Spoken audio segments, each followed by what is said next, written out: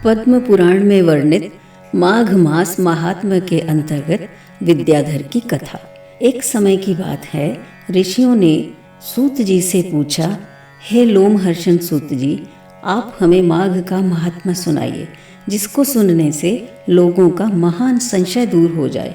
सूत जी बोले, मुनिवरों, आप लोगों का साधुवाद देता हूँ। आप भगवान श्री कृष्ण के शरणागत भक्त हैं, इसीलिए प्रसन्नता और भक्ति के साथ आप लोग बार बार भगवान की कथाएं पूछा करते हैं। मैं आपके कथनानुसार माघ महात्म्य का वर्णन करूंगा। जो अरुणोदय काल में स्नान करके इसका श्रवण करते हैं, उनके पुण्य की वृद्धि और पाप का नाश होता है। एक समय की बात है, राजाओं में श्रेष्ठ महाराज दिलीप ने यज्ञ का अनुष्ठान पूरा करके ऋषियों द्वारा मंगल विधान होने के पश्चात अवभृत स्नान किया। उस समय संपूर्ण नगरवासियों ने उनका बड़ा सम्मान किया। तदनंतर राजा अयोध्या में रहकर प्रजाजनों की रक्षा करने लगे। वह समय समय पर वशिष्ठ जी की अनुमति लेकर प्रजा वर्ग का पालन किया करते थे। एक दिन उन्होंने वशिष्ठ जी से कहा, भगवान, आपके प्रसाद से मैंने आचार, दंड नीति, नाना प्रकार के राजधर्म, चारों वर्णों और आश्रमों के कर्म, दान की विधि, यज्ञ के विधान, अनेकों व्रत, उनके उद्यापन तथा भगवान विष्णु की आराधना आदि के संबंध में बहुत कुछ सुना है। अब माघ स्नान का फल सुनने की इच्छा है। हे मुने, जिस विधि से इसको करना चाहिए वह मुझे बताइए। वशिष्ठ जी ने कहा, राजन, मैं तुम्हें माघ स्नान का फल बतलाता हूँ, सुनो। जो लोग होम, यज्ञ तथा इष्टापूर्त कर्मों के बिना ही उत्तम गति प्राप्त करना चाहते हो, वे माघ में प्रातःकाल बाहर के जल में स्नान करें। जो गौ, भूमि, तिल, वस्त्र, सुवर्ण और धान्य आदि वस्तुओं का दान किए बिना ही स्वर्गलोक में जाना चाहते हो, वे माघ में सदा प्रातःकाल स्नान करें। जो 3 रात तक उपवास, कृच्छ और पराग आदि व्रतों के द्वारा अपने शरीर को सुखाए बिना ही स्वर्ग पाना चाहते हो, उन्हें भी माघ में सदा प्रातःकाल स्नान करना चाहिए। वैशाख में जल और अन्न का दान उत्तम है। कार्तिक में तपस्या और पूजा की प्रधानता है तथा माघ में जप, होम और दान, ये 3 बातें विशेष हैं। जिन लोगों ने माघ में प्रातः स्नान, नाना प्रकार का दान और भगवान विष्णु का स्तोत्र पाठ किया है, वे ही दिव्य धाम में आनंद पूर्वक निवास करते हैं। प्रिय वस्तु के त्याग और नियमों के पालन से माघ सदा धर्म का साधक होता है और अधर्म की जड़ काट देता है। यदि सकाम भाव से माघ स्नान किया जाए तो उससे मनोवांछित फल की सिद्धि होती है, और निष्काम भाव से स्नान आदि करने पर वह मोक्ष देने वाला होता है। निरंतर दान करने वाले, वन में रहकर तपस्या करने वाले और सदा अतिथि सत्कार में संलग्न रहने वाले पुरुषों को जो दिव्य लोक प्राप्त होते हैं, वे ही माघ स्नान करने वालों को भी मिलते हैं। अन्य पुण्यों से स्वर्ग में गए हुए मनुष्य पुण्य समाप्त होने पर वहां से लौट आते हैं, किंतु माघ स्नान करने वाले मानव कभी वहां से लौटकर नहीं आते। माघ स्नान से बढ़कर कोई पवित्र और पापनाशक व्रत नहीं है। इससे बढ़कर कोई तप और इससे बढ़कर कोई महत्वपूर्ण साधन नहीं है। यही परम हितकारी और तत्काल पापों को नाश करने वाला है। महर्षि भृगु ने मणि पर्वत पर विद्याधर से कहा था, जो मनुष्य माघ के महीने में जब उषा काल की लालिमा बहुत अधिक हो, गांव से बाहर नदी या पोखरे में नित्य स्नान करता है, वह पिता और माता के कुल की 7 पीढ़ियों का उद्धार करके स्वयं देवताओं के समान शरीर धारण कर स्वर्गलोक में चला जाता है। दिलीप ने पूछा, ब्रह्म ऋषि भृगु ने किस समय मणि पर्वत पर विद्याधर को धर्मोपदेश किया था, बताने की कृपा करें। वशिष्ठ जी बोले, राजन, प्राचीन काल में एक समय 12 वर्षों तक वर्षा नहीं हुई। इससे सारी प्रजा उद्विग्न और दुर्बल होकर 10 दिशाओं में चली गई। उस समय हिमालय और विंध्य पर्वत के बीच का प्रदेश खाली हो गया। स्वाहा, स्वधा, वषट्कार और वेदाध्ययन सब बंद हो गए। समस्त लोक में उपद्रव होने लगा। धर्म का तो लोप ही हो गया था, प्रजा का भी अभाव हो गया। भूमंडल पर फल, मूल, अन्न और पानी की बिल्कुल कमी हो गई। उन दिनों नाना प्रकार के वृक्षों से आच्छादित नर्मदा नदी के रमणीय तट पर महर्षि भृगु का आश्रम था। वे उस आश्रम में शिष्यों सहित हिमालय पर्वत की शरण में आ गए। वहाँ कैलाशगिरी के पश्चिम में मणिकूट नाम का पर्वत है, जो सोने और रत्नों का ही बना हुआ है। उस परम रमणीय श्रेष्ठ पर्वत को देखकर अकाल पीड़ित ब्रह्म ऋषि भृगु का मन बहुत प्रसन्न हुआ और उन्होंने वहीं अपना आश्रम बना लिया। उस मनोहर शैल पर वनों और उपवनों में रहते हुए सदाचारी भृगु जी ने दीर्घ काल तक भारी तपस्या की। इस प्रकार जब ब्रह्म ऋषि भृगु जी वहां अपने आश्रम पर निवास करते थे, एक समय एक विद्याधर अपनी पत्नी के साथ पर्वत से नीचे उतरा। वे दोनों मुनि के पास आए और उन्हें प्रणाम करके अत्यंत दुखी हो एक और खड़े हो गए। उन्हें इस अवस्था में देख ब्रह्म ऋषि ने मधुर वाणी से पूछा, विद्याधर, प्रसन्नता से बताओ, तुम दोनों इतने दुखी क्यों हो? विद्याधर ने कहा, मुनि श्रेष्ठ, मेरे दुखों का कारण सुनिए। मैं पुण्य का फल पाकर देवलोक में गया। वहाँ देवता का शरीर, दिव्य नारी का सुख और दिव्य भोगों का अनुभव प्राप्त करके भी मेरा मुंह बाघ का सा हो गया। न जाने ये किस दुष्कर्म का फल उपस्थित हुआ है। यही सोच सोचकर मेरे मन को कभी शांति नहीं मिलती। ब्रह्मन, एक और भी कारण है जिससे मेरा मन व्याकुल हो रहा है।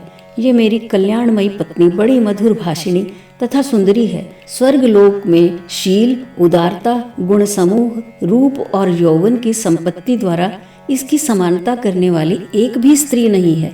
कहाँ तो ये देवमुखी सुंदरी रमणी और कहाँ मेरे जैसा व्याघ्रमुख पुरुष।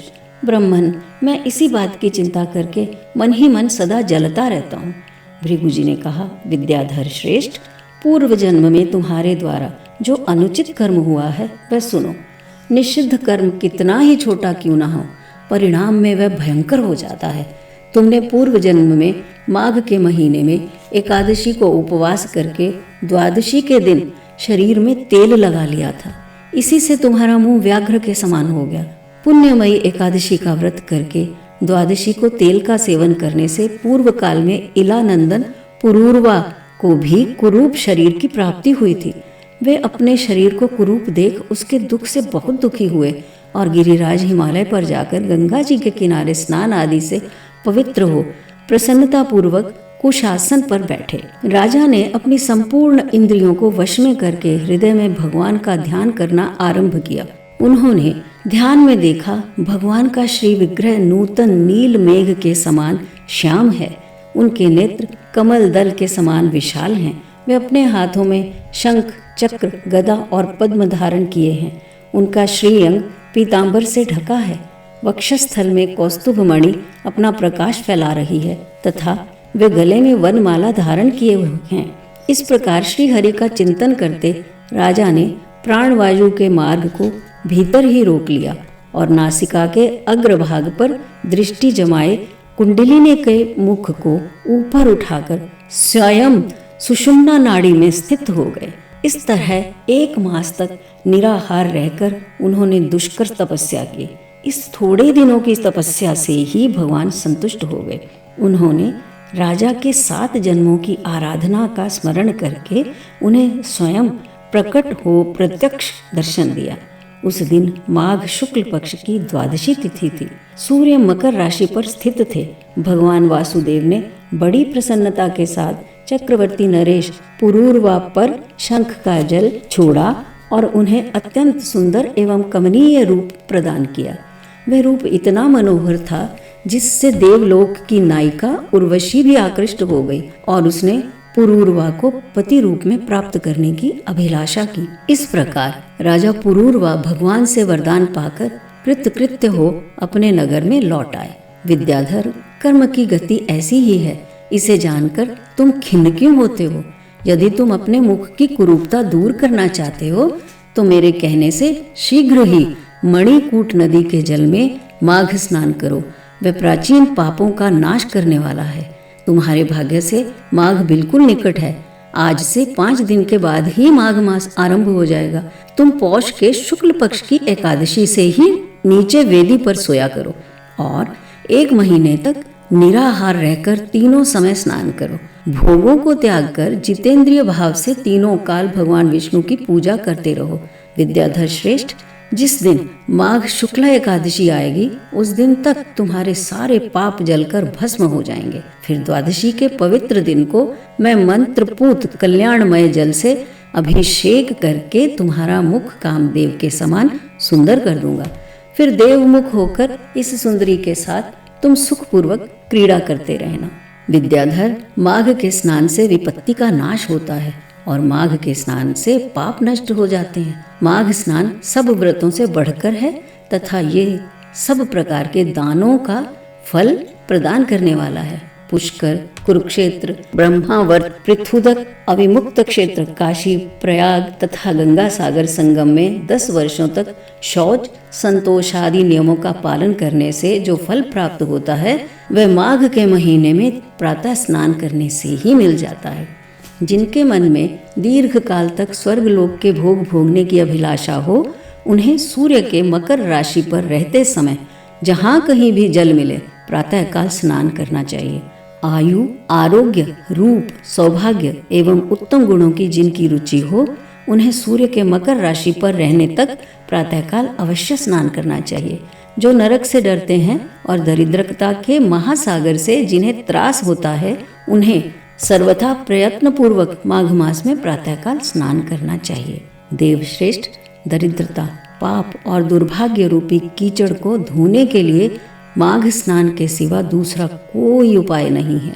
अन्य कर्मों को यदि अश्रद्धा पूर्वक किया जाए तो वे बहुत थोड़ा फल देते हैं, किंतु माघ स्नान यदि श्रद्धा के बिना भी विधि पूर्वक किया जाए तो वह पूरा पूरा फल देता है। गांव से बाहर नदी या पोखरे के जल में जहाँ कहीं भी निष्काम या सकाम भाव से माघ स्नान करने वाला पुरुष इस लोक और परलोक में दुख नहीं देखता। जैसे चंद्रमा कृष्ण पक्ष में क्षीण होता और शुक्ल पक्ष में बढ़ता है, उसी प्रकार माघ मास में स्नान करने पर पाप क्षीण होता है और पुण्य राशि बढ़ती है। जैसे समुद्र में नाना प्रकार के रत्न उत्पन्न होते हैं, उसी प्रकार माघ स्नान से आयु, धन और स्त्री आदि संपत्तियां प्राप्त होती हैं। जैसे कामधेनु और चिंतामणि मनोवांछित भोग देती हैं, उसी प्रकार माघ स्नान सब मनोरथों को पूर्ण करता है। सत्ययुग में तपस्या को, त्रेता में ज्ञान को, द्वापर में भगवान के पूजन को और कलियुग में दान को उत्तम माना गया है, परंतु माघ का स्नान सभी युगों में श्रेष्ठ समझा गया है। सबके लिए, समस्त वर्णों और आश्रमों के लिए माघ का स्नान धर्म की धारावाहिक वृष्टि करता है। भृगु जी के ये वचन सुनकर विद्याधर उसी आश्रम पर ठहर गए और माघ मास में भृगु जी के साथ ही विधि पूर्वक पर्वतीय नदी के कुंड में पत्नी सहित स्नान किया। महर्षि भृगु के अनुग्रह से विद्याधर ने अपना मनोरथ प्राप्त कर लिया। फिर वह देवमुख होकर मणि पर्वत पर आनंद पूर्वक रहने लगा। भृगु जी उस पर कृपा करके बहुत प्रसन्न हुए तथा भृगु जी भी नियम समाप्त करके शिष्यों सहित विंध्याचल पर्वत की घाटी में उतरकर नर्मदा तट पर आए। वशिष्ठ जी कहते हैं, राजन, ब्रह्म ऋषि भृगु के द्वारा विद्याधर के प्रति कहा हुआ ये माघ महात्म्य संपूर्ण भुवन का सार है तथा नाना प्रकार के फलों से विचित्र जान पड़ता है। जो प्रतिदिन इसका श्रवण करता है वह देवता की भांति समस्त सुंदर भोगों को प्राप्त कर लेता है। बोलिए श्री कृष्ण भगवान की जय।